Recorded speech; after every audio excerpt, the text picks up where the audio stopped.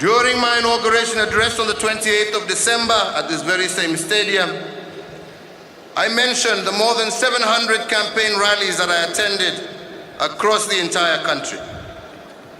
During these rallies, you and I had lengthy and productive national conversation. In our interactions, four things emerged as the major concern that deserved our focus over the next 5 years. You indeed told me that a jobless Kenyan is a desperate Kenyan. You told me also that a hungry Kenyan is a negative Kenyan. You told me that a sick Kenyan is a weak Kenyan. And you also told us that a homeless Kenyan is a Kenyan without hope. You, the Kenyan people, spoke clearly. We want dignity. We want to put enough food on our tables. And we want a lower cost of living. We listened. Since, and on reflection, I have come up with 4 responses to these concerns, and I call them the big 4.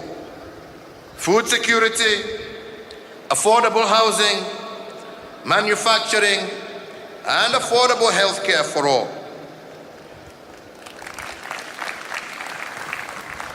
During the next 5 years, I will dedicate the energy, time, and resources of my administration to these big 4. The big 4 will create jobs which will enable our people to meet their basic needs. Jobs will transform the lives of our people from that of hardship and want to new lives of greater comfort and well-being.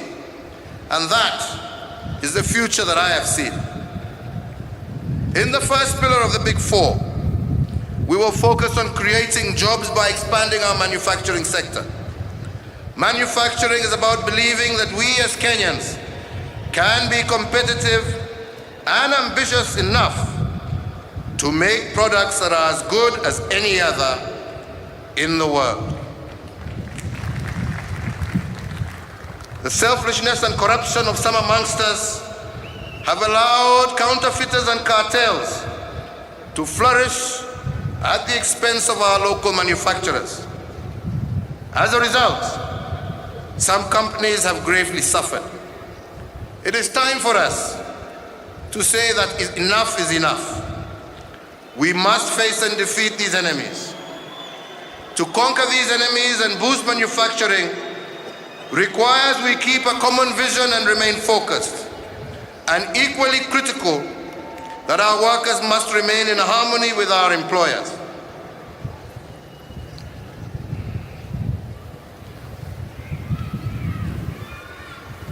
Let me emphasize that political stability and harmonious labor relations are the bedrock on which we shall achieve a robust manufacturing sector. In boosting the manufacturing sector, my administration will focus on 4 subsectors: the blue economy, agro-processing, leather and textiles. With the blue economy, we have a total of about 400 kilometers of rich coastline and a share of the second largest freshwater lake in the world. Indeed, it is shameful that we exploit only a small fraction of these God-given resources. Our coastal and marine ecosystems, if properly exploited, would create tens of thousands of jobs for our people. Instead, we have allowed others to take our resources, build their economies, and create jobs for their people at our expense. Today, foreign trawlers enter our waters and return to their countries filled with our fish. This must end. I direct the Ministries of Defense and Agriculture to immediately begin intercepting all illegal fishing vessels and to suspend the fishing licenses of all international trawlers operating in Kenya's territorial waters until they comply with our requirement for local input. These boats must land their catches in Kenya. The work of cleaning and packing fish for export must be done in Kenya by Kenyans.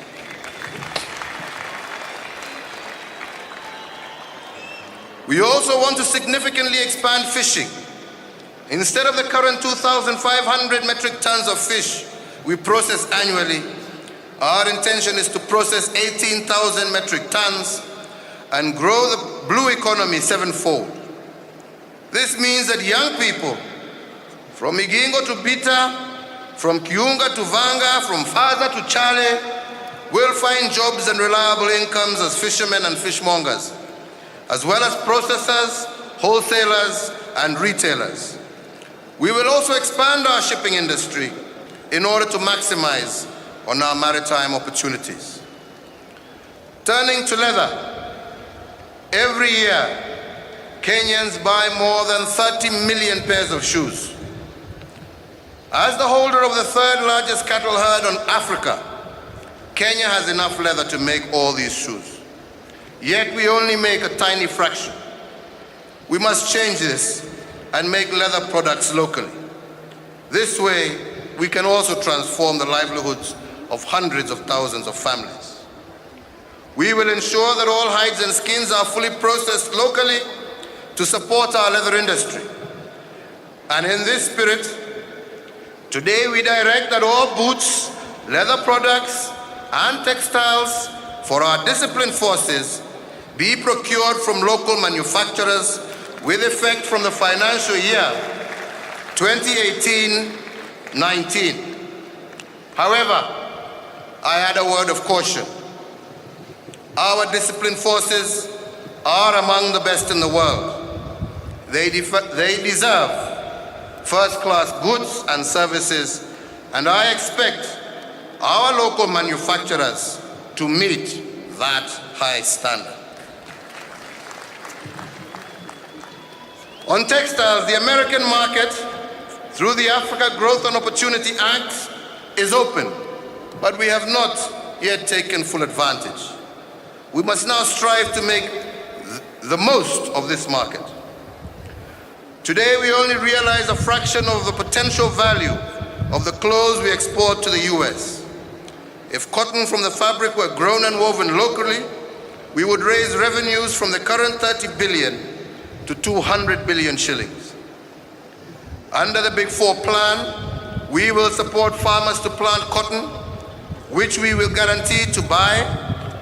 We have revived Rivertex and are in the process of reviving other textile plants, and we will now give incentives to investors to build more modern ginneries and textile manufacturing plants. On agro-processing, my administration will support value addition for our agricultural produce. Kenyans need to know that at present, 70% of the value of our export produce goes to processors abroad. When Kanyanyaini Tea Factory produces tea, it is packed, auctioned, and exported.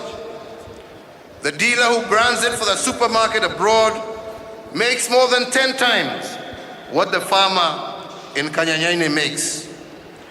We receive only 30% of the real value of our produce, in addition to losing out on jobs. You know also that coffee is one of the most traded commodities in the world, and Kenya is one of the world's leading producers of high-quality Arabica coffee, yet our returns from the end product of coffee production are minimal. As part of our plan, our tea, our coffee, our meat, fruits, and vegetables will now have to be processed locally. This way, we will obtain more value for our produce and create more jobs and wealth for Kenyans. Fellow Kenyans, my administration has already made some early decisions to give our manufacturing the very best chance of growth. First, as I mentioned during my inauguration speech, we have cut the cost of off-peak power to heavy industry by half.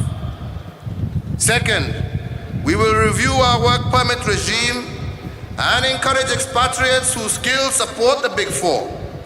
As part of the arrangement, we will also expect our partners to train Kenyans in these skills. Third, The protection of intellectual property rights is a critical factor in supporting the growth of our local manufacturing. Even as we buy Kenya and build Kenya, we cannot enrich fraudsters who masquerade as well-known brands producing dangerous fakes. To protect our manufacturers and consumers from these fake products, such as cosmetics, batteries, and fake kerosene, sham products that endanger the lives of Kenyans, I have already directed that the Kenya Revenue Authority and the Kenya Anti-Counterfeit Authority to, from now, destroy on site counterfeits upon seizure. Any public officer found colluding to frustrate this process will be summarily dismissed and immediately prosecuted. Fellow Kenyans, we know from experience in other parts of the world the central role small and medium-sized enterprises can play in an economy. Here in Kenya, the bulk of employment comes from SMEs, which are an important contributor to our gross domestic product. Our plan is to create an additional 1,000 SMEs focusing on manufacturing. They will have access to affordable capital, skills, and market, and they will accelerate the growth in manufacturing upon which our success depends. I will now speak to the second question that we raised in our conversation: access to affordable and decent shelter. If the fight for independence was about ownership, the dream of our generation is to make every Kenyan a property owner. Owning a decent home is a dream for every Kenyan, and we have to make that dream come true. Take Nairobi as an example. If you rent a house in Kawangware, Kangemi, Githurai, Dandora, then under our plan, for the same amount of money that you pay rent today, you should and will be able to own your own home. And it will be a decent house built to modern standards. It is my intention that by the end of my term, 500,000 more Kenyans will own their own homes. And we shall do this by reducing the cost of mortgages, by cutting the cost of construction through the use of innovative technologies and materials, and by raising low-cost funds from private and public sector for investment in large-scale housing construction. The beauty of this plan is that it also creates, not only does it create decent homes, but also jobs and a market for our manufacturers and suppliers. We look forward to all of this producing thousands of new jobs, but we will not engage our young people to build these homes as mere labor. We will develop their skills, their acumen through our activities so that they may excel. We will review legislation on urban planning and zoning to ensure that homes remain affordable. We will continue to issue more title deeds to enable landowners to unlock the financial potential of their property. In this context, we shall shortly present far-reaching amendments to the laws that govern our land and housing, and we will map and use the entirety of our strategic housing land bank. I turn to the third element of our big four, and that is universal health care. Indeed, in our conversations, it was obvious that the cost of health care still stresses many families. We can end that pain by providing medical insurance cover for every Kenyan within the next 5 years. That shall entail major policy and administrative reforms in the medical sector to ensure that all of us have access to quality and affordable medical cover by 2022. The plan will of necessity require strong collaboration between the National Hospital Insurance Fund and our private sector insurance providers. We will review the rules governing private insurers to bring the cost of cover within the reach of every Kenyan, to protect both government and Kenyans from fraud and abuse, and to let private insurers invest more in covering Kenyans. The fourth element is food security and nutrition. Since independence, we as a people have sought to ensure that our citizens enjoy food security and proper nutrition. And while we have made good progress, the challenge, however, remains yet to be fully conquered. It is time to address once and for all the multiple and interlocking factors that leave too many Kenyans at risk of hunger. Our immediate actions start now. We will bring targeted taxation to bear to put arable land to use. We will continue to encourage and facilitate large-scale commercial agriculture to diversify our staples through irrigation and other technologies. We will protect our water towers. Small-scale farmers will receive better extension services and market access, and subsidies will be redesigned to improve food yields and production quality.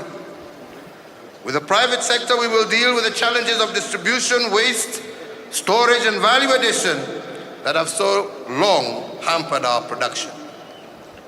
The Ministries of Agriculture and Irrigation will shortly publish the terms and conditions by which commercial farmers will be able to lease agricultural land owned by government, the better to raise our production of strategic crops. Fellow Kenyans, the Big Four requires brave steps to lower the cost of doing business across the country. In the last 4 years, we have made tremendous progress in this direction. We cut the cost of doing business by modernizing and expanding our infrastructure. We improved the ease of doing business so successfully that we jumped from number 136 in the world to number 80 in just 4 years. We will build on this rapid progress by taking measures such as cutting the number and cost of permits, licenses at both national and county level. To deliver the Big Four, we will need skilled Kenyans, and that is why we are implementing the new education curriculum to prepare our children to compete with the best in the world. We are also improving the enabling industry-led technical and vocational education and training, and we have taken steps to ensure that the same high standards and professional rigor we use to train our best graduate engineers are replicated also in the vocational training of our fundis, plumbers, welders, and masons.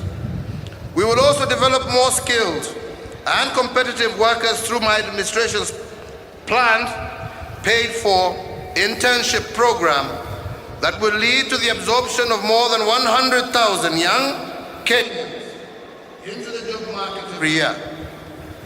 Most of all, the Big Four requires that we build on the foundation we laid in my first term in sectors such as transport, electricity, distribution, education, and ICT. Fellow Kenyans, the big shift from politics for politics' sake to the politics of production is a beacon of hope. However, I know it will attract cynics and pessimists, but we will not be distracted. Let me emphasize that this big shift cannot and will not be achieved by me and Jubilee alone. It will need all of us. Once again, I reach out to all Kenyans to help in achieving our common goal of peace, stability, and prosperity for all. It is our shared responsibility to work for these ends, knowing that we all have a role to play, and we all must listen to one another. After all, a good idea must always give way to a better idea wherever it comes from. At independence, our young people were filled with optimism. They were the architects of our republic, and many of them were young people guided by a few elder statesmen. The Independence Constitution was negotiated and crafted by young people. Though a few of our young people have been led astray by ethnic-based divisive politics, I am encouraged by the much larger number of our youth who work hard, who are hustling, who approach challenges as opportunities. You are uplifting your families, your communities, and our nation.